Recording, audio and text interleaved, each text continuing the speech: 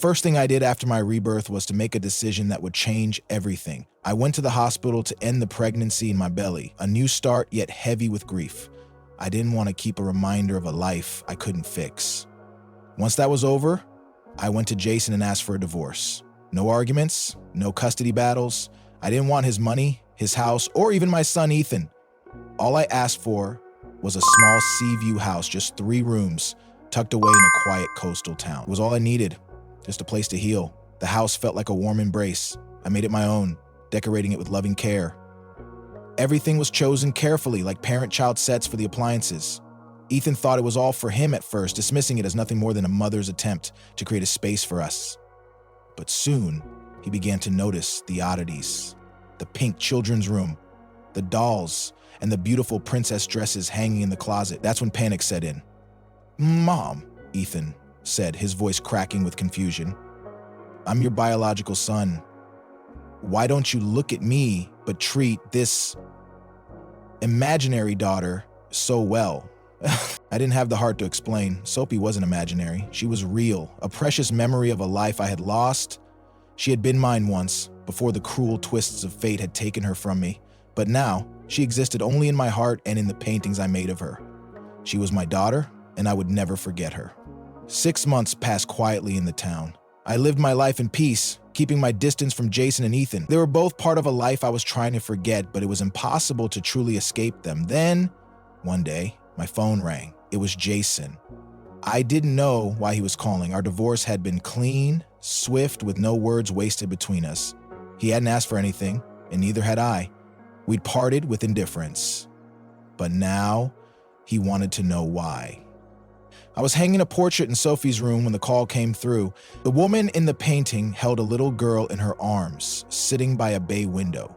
Beyond the window stretched the vast ocean, windmills spinning in the breeze. Golden sunlight bathed the little girl's face, softening the sickly paleness that had once consumed her in the hospital bed. Why, Jason had asked. I stared at Sophie's face in the painting and whispered to myself, "Because we were supposed to have a daughter. Her name was Sophie, and she was everything I ever wanted, but she never had a chance. I could still feel her presence in this room. She had lived, and though she had been taken from me far too soon, I would never stop loving her. The memories of Sophie's illness, the hospital visits, the surgeries, they were all there, lingering in the back of my mind. Jason had once shown a brief fatherly love for her, but that had faded quickly when Sophie's health began to deteriorate. Jason had distanced himself, spending more nights away from home, citing work as his excuse. When I was exhausted from caring for Sophie, when I watched her suffer in the ICU, Jason had begun his affair. I had known, but I stayed silent. My heart was already shattered. "Did you have breakfast with her today?" I had asked Jason coldly, without emotion. It was the only question that mattered now. I didn't care about the past anymore. I had made peace with it. Jason had been silent on the other end of the line. I wasn't sure if he understood, but I didn't care. I couldn't help but feel the tension between us, even as I tried to keep my voice steady. "You shouldn't lose your temper over something you don't understand," I said, but the words felt stiff, as if I were pushing a heavy weight with each sentence. "Didn't I ask you to wait for your dad in the living room? Stop touching things." Ethan's eyes softened, and I saw a flicker of something fragile in his gaze. He was remembering things, memories from when I was different with him, before things became so complicated. His voice was quieter than usual when he spoke. "Mom, when I broke something, you always asked if I was hurt." I didn't answer right away. My eyes fell to the bed sheets, still creased where he had stepped on them, a silent accusation hanging in the air. "Get down from there," I said. But he didn't move. Instead, he stared at me, his gaze fixed, desperate for an answer. "Who is this girl you keep drawing? Why are there so many paintings of her? Why is every picture in this house of her?" He was too young to hide the anxiety that colored his face. He looked around at the paintings, the faces of the girls on the walls. Faces so similar to mine, yet not quite. "The security guard and the uncles and aunts who live here said you don't have a son, just a daughter. I told them I was your son, but they said I was lying," he said, the words coming out in a rush as if they were choking him. "This is my room, right?" He jumped down from the bed and opened the closet, his small hands desperately rifling through the clothes. "Why are there so many dresses in here? Where are my clothes?" His confusion turned to panic. when he found nothing but princess gowns hanging neatly in the closet. Why are there no clothes for me? He searched the entire closet, his hands shaking with frustration as he turned to me, eyes wide and helpless. I stood frozen, unable to find the words to ease his fears. Tears welled up in his eyes one by one as he broke down completely. He yanked the dresses out of the closet, throwing them onto the bed with an intensity I hadn't seen from him before. I don't like this. I don't like pink. Why do you make my room this color? Why do you put all these dolls in here? Why is she in my room too? His words were frantic, desperate, as if he could purge everything that confused him by shouting it out. I felt my chest tighten, the weight of his words pressing down on me. Why do you hug other girls? Why do you hang their paintings here like they belong? He shouted, his small fists clenched, eyes burning with a mix of rage and pain. I don't like her. I hate her. I hate her. Something inside me snapped. I couldn't hold it in anymore. Ethan, get out! I shouted, my voice breaking. This is not your room.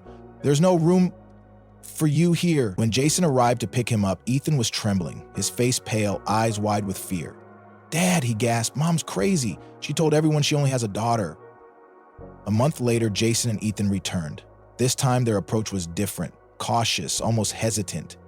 Jason looked at me with a mixture of concern and something darker. Elena, you're sick, he said, his voice soft, as if trying to reason with me. You need help.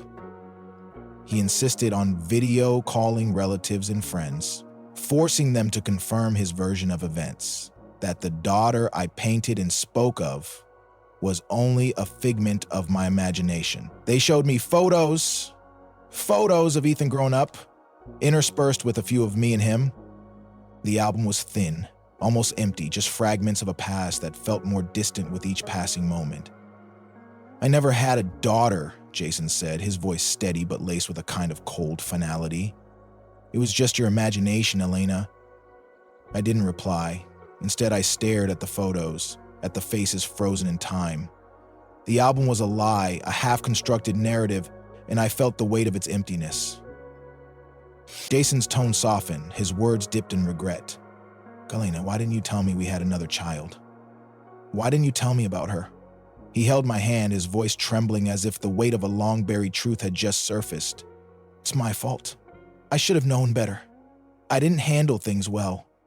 I didn't see how much you were suffering. But his explanations fell flat. I had heard them before, his apologies, his excuses. But now, they only felt like a mask over the truth. His voice was gentle, even compassionate. But I didn't believe him anymore. I was no longer the person he could manipulate with words. You say there's nothing between you and Vivian, I said, my voice low, cold. Then why did you spend so much money trying to find the best jade for her? Why are you still lying to me? She carved Buddhist statues by hand and walked up the 9,991 steps of Nanshan Temple. Each step taken on her knees, all for the monk to consecrate them, even though Sophie was severely ill in her past life. As a father, he had never done anything like this for her. Yet he used the excuse of working overtime to accompany her on Valentine's Day. Why did he kiss her and embrace her? Jason's face was grim, but I smiled at him. Are you wondering why I know all of this? Your son told me. The first time I heard of Vivian was from Ethan. One day, out of nowhere, he started talking about how great Aunt Jo was. He would ask, Mom, why can't you be as good as Aunt Jo? At first, he might not have been intentional, but it became obvious later. He even said things that hurt me just to see me upset. I know he was precocious, but after seeing me cry over Vivian, he would bring her up on purpose, especially after Sophie was born in my past life. During my pregnancy, Ethan started to make comments like, Mom's fat and ugly, or look at Aunt Jo, she's slim and pretty. He'd point out how ugly I looked while breastfeeding, calling me disgusting because of milk stains. When I accompanied Sophie to the hospital, he would tell me how Jason was doing things with Vivian, saying things like, Jason gave Vivian this, or Jason went here with Vivian. It became a pattern. He would always talk about Vivian's new games and how fun they were, while I felt useless and ignored. After returning from a business trip with Jason, he even showed me pictures of the three of them, asking, isn't this nice? He thought he was hiding it, but the malice in his eyes was clear. For the first time, I understood the cruelty of a child. It felt like he was torturing me, like a devil whispering in my ear every day. I knew many relatives probably encouraged him. They might have said that if I had another child, I would only love Sophie and not him. I asked myself if I was biased, but the truth is, I wasn't. I balanced everything, Sophie's needs, Ethan's needs, and still tried to be a good mother to both. But Ethan would act out whenever he didn't get what he wanted, throwing tantrums and picking fights. It wasn't until I left Jason for good after my rebirth that I realized Ethan was just like him. He resembled Jason in all the worst ways, the selfishness, the disregard for others. I stayed with Jason for Sophie, not because I couldn't live without him, but because I had no choice. Sophie's treatments were expensive, and I feared that Jason, after the divorce, would focus more on Vivian than on Sophie. Sophie was so ill, I couldn't bear the thought of her heartbreaking over family changes. But even after all this, I couldn't understand why Jason could love Ethan, but not Sophie. Sophie, who always smiled despite her illness, enduring surgeries without complaint. She loved her family, and still, Jason couldn't give her the love she deserved. It broke my heart every time I saw how little he cared for her. Sophie's 5th birthday was the day she passed away. I called Jason, begging him to come home to celebrate, but he didn't. The gift I prepared for Sophie, a painting I made after my rebirth, was destroyed by Ethan. I could see the disappointment in Sophie's eyes, but she never said anything. When I went into the kitchen to call Jason again, I overheard Ethan sneering at the painting, saying, "It's ugly. No wonder Dad doesn't want to spend your birthday with you." Sophie's face went pale. I couldn't believe what I was hearing. Was Ethan really this cruel? He even said that Jason would divorce me and be with Vivian's family, leaving Sophie and me behind. I slapped Ethan out of sheer frustration. But then he shouted back at me, telling me that his dad would never spend time with a sickly girl like Sophie. Sophie collapsed right there, clutching her chest. When I rushed her to the hospital, I prayed for a miracle, but the doctor told me that Sophie couldn't endure another operation. They advised me to let her go. I tried calling Jason again, but he never answered. I later found out he was with Vivian. I signed the consent form to give up on Sophie's treatment. Jason finally arrived at the hospital, only to ask why I hadn't waited for him. And I thought, what am I waiting for you to come from your lover's bed and pretend to be a loving father? Sophie passed away at that moment. I looked at Jason and Ethan, both of them completely indifferent. They had no tears, no remorse. Jason, busy with his affair, didn't even care to be with his daughter on her last day. And Ethan, with his cruel words, had pushed his sister to her breaking point. They were so calm, so heartless. At that moment, I knew they were both capable of terrible things. I know all of this comes from my past life, and it hasn't happened in this life and never will. But I have no choice but to face it. Ethan, only 6 years old, has shown me the truth. The pain these two brought into my life. If I were to go mad and die, I know who would be responsible. Jason and Ethan. When Jason and Ethan showed up again, their attitude had changed. I was about to leave for Iceland when Jason stopped me in the elevator. He threatened me, saying he'd have me committed to a mental hospital if I didn't accept psychiatric treatment.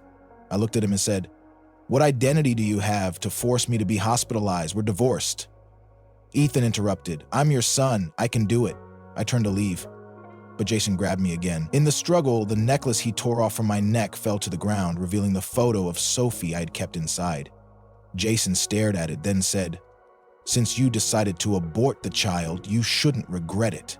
I held the necklace tightly and slapped him back. He didn't understand, he never would. I wasn't going to let his cruelty win. Iceland felt like a place untouched by time. The waves crashed against the black sand beaches. The glaciers and volcanoes stretched endlessly. The beauty here was haunting, a reminder of how far I'd come. I spent days trying to catch the northern lights with my camera, but the weather had other plans. Finally, on my last night, the aurora appeared. I managed to capture the green light dancing across the sky, and as I watched it, I felt a sense of peace I hadn't felt in years. Sophie, even in her absence, was with me at that moment. I smiled at her portrait on the necklace hanging from my rearview mirror. "Sophie, look, your mom took you to chase the northern lights." As I lay in the car watching the aurora outside, I fell asleep, letting the world drift by. I had come so far, but I knew the past would always follow me, no matter where I went. I calculated the time it would take to drive back to Akure, considering the blizzard expected to hit later that evening. Stepping out of the car, I braved the wind and snow to collect my equipment. At the time, I didn't realize that the predicted blizzard from Iceland's weather forecast could be delayed.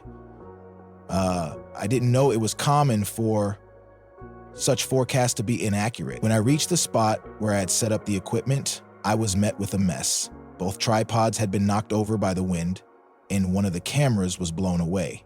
I spent what felt like an eternity searching through snow several times deeper than the night before, finally locating the broken camera. Worried that the melting snow might damage the SD cards, I hurriedly pocketed the cards from both cameras, separating them. After packing up, I started to walk back to the car. By then, the visibility was down to less than 5 meters, everything around me shrouded in white. The car key I had for the rental didn't have a find car button, so I had to carry the heavy cameras and a tripod and make my way to the car by instinct. I walked far beyond the distance from where I had set up, realizing I was lost in the early blizzard. Exhausted, I tried to figure out the direction, but it was no use. Eventually, I had to discard the heavy camera and tripod, still unable to find the car. I reached for my phone to call for help, but there was no signal. Left with no choice, I continued searching blindly through the howling snowstorm, the wind becoming fiercer, the cold biting so harshly I couldn't open my eyes. I slowed down, my body growing colder, my limbs stiffening, numb. I knew I couldn't stop moving, so I kept going, driven by instinct. But in the end, I collapsed in the snow. I thought I was going to die in this foreign snowstorm, but oddly, I felt no fear. I even felt a sense of relief. In my mind, I said, "I'm sorry, Sophie. I promised I wouldn't break my word, but I can't go on anymore." Dr. Len had been right. My sickness had been brewing all along. I had been testing the limits of life and death.